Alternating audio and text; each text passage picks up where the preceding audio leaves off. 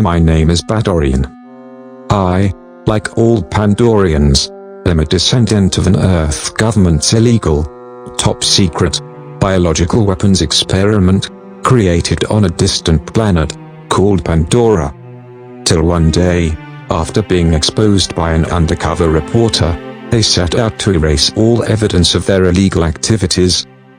The United Governments of Earth wanted to kill my ancestors, but they revolted successfully. Fast forward 2 millenniums later, to my generation, the fourth one. And we are very modern, with roadways, vehicles, stores, and pretty much anything you will have. Now for those who are too lazy to read my book, on how I got to where I am, let me break it down for you.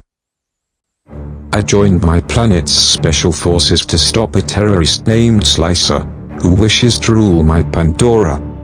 My decision was not met very well by my parents. Moving on. I lost friends due to betrayal, in some form or another, and in the end, after having my heart broken, I joined the United Galactic Union's military, to chase my enemy. My training was hard, but Fistlock was there to help, and soon we made it into Strike Force, the Union's own special forces. From there, I fell in love.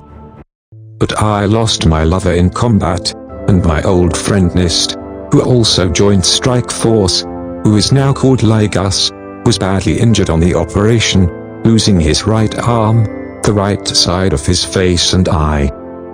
Then on special assignment I fell in love with a vampire named Nasa, and made a new best friend. In addition to all of this, I had to sadly kill that friend, and leave my new love to continue on with my mission against Slicer. Well, in politics, money talks, and it turned out Slicer had a lot of it. He bought his way into the Union, with the help of Nason.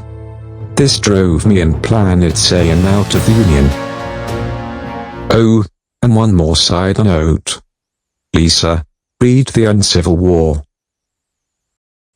Now to our story. So now I am on a spacecraft we call RV, on my way home, to Pandora, where I will rule once again as king, and dismiss the temporary government I had made. After I thank them for their service, and maybe give them a medal.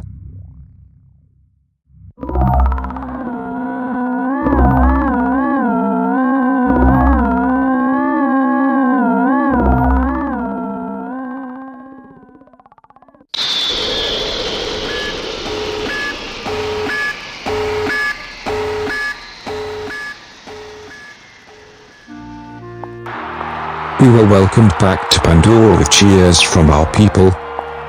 A female Batorine walked up to me.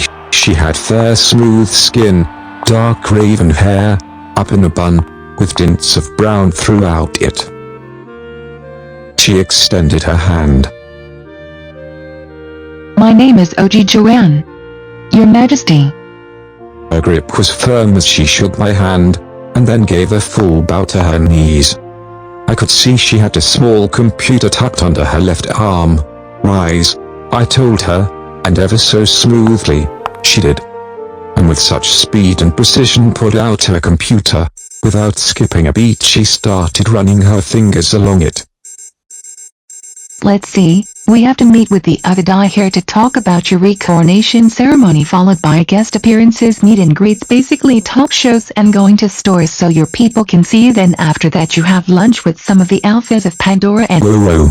I just got back, and would like to rest. Besides, your duties are done, I told her. Joanne just stared at me for a moment. Yes, you have returned from your duties with the UGM. But the Munificee. The Munificee? That is what we call the native Pandorians. whom are the only ones that are allowed to vote. They love the government we put in place.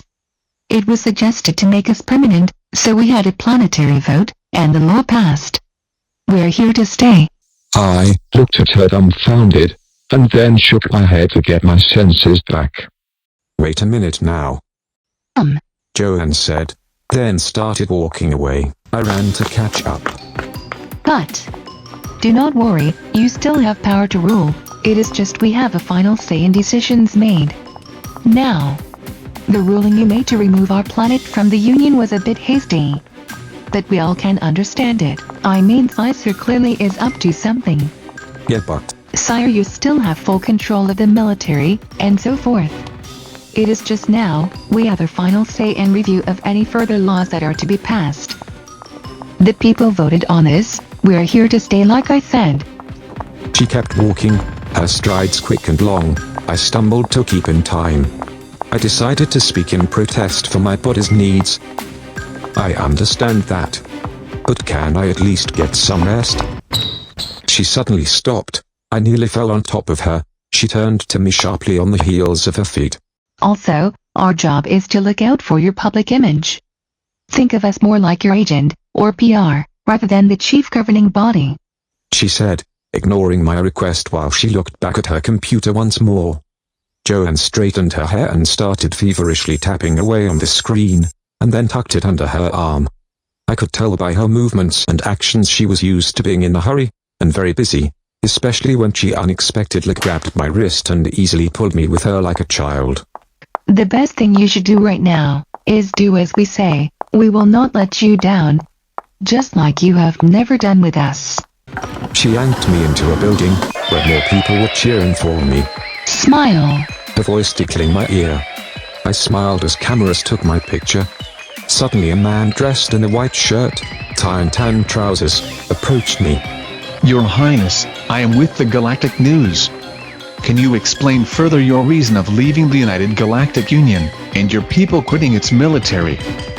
There will be a full press conference on this later. Ferment will contact you about the prospective juncture.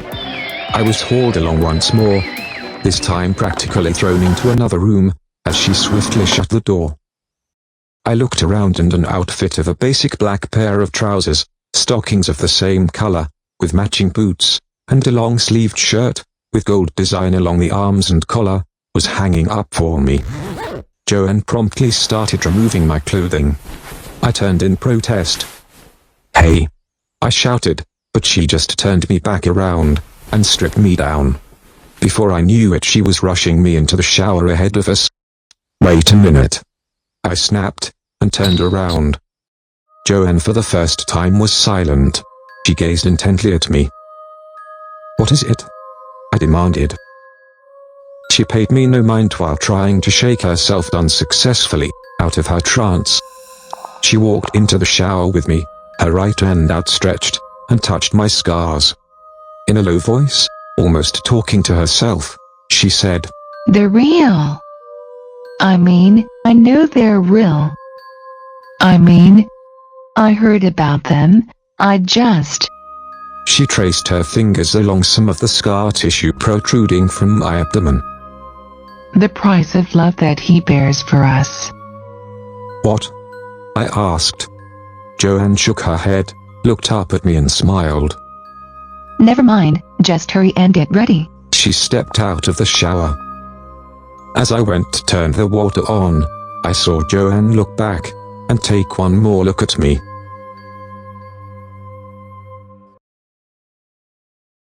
The day was one of my busiest, though productive. I had a chance to go on some talk shows, where the questions all pretty much seemed the same. But the highlight for me had to be the stores, to meet my subjects. I know everything I do for them. But hearing them tell me to my face, "Thank you, for all you have done, and fighting for us," that strikes a person in the heart. And it left me with my inner strength renewed. It showed me that while the lives I had to take, some of which was painful, I did it for my people. The meeting with some of the alphas went well. I talked about some of my old missions in Strike Force with Ligas. and we passed around jokes with each other. But soon, Killjoy, OG, came to take me away from my fun time, and carry me off to another appointment. Yup, the day was full and tiring. But now I got to sleep. Suddenly, my door to my bedroom flew open, and Joanne entered. Good, you weren't sleeping. She said in a hurried voice, while already frantically pressing away on her computer. She pulled a chair up to my end table. I forgot to give you your schedule for tomorrow. Why did my guards let her in? I am going to have a serious talk with Calanda. Enough was enough, and I was now going to give her a piece of my mind. Jojo. Come on, I complained. She all of a sudden shot me a glare. What did you call me? Jojo. What? It is a cute nickname for you. She stared at me again, then shook her head. You know what? Fine. I don't care. We have to get back to talking about your schedule for tomorrow. You have a meeting with Diehards about the future of Pandora around 9, then I have you booked at the Royal Museum to give a small speech in front of the Karen Cusco Diary exhibit, and afterward... I need sleep. I cut her words off. Joanne looked at me for a moment.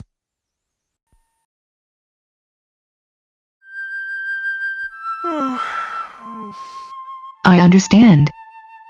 I guess you would be tired from the full day, and your flight back. Now get some rest. I will be here for a moment working on your schedule. Oh. And one more thing. Welcome home. Now rest, my warrior king. Your battle is over. She said with a smile. Thank you, I said graciously. I laid back down and shut my eyes.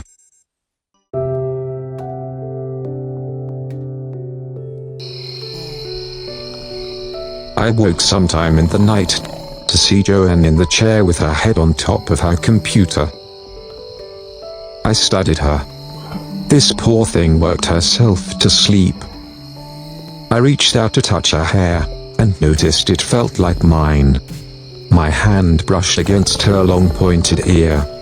I never realized just how much alike my kind is. I pulled my hand back, scooped her up into my arms, and carried her into my bed. I walked back to my side of the mattress, shut off the light, and went back to sleep.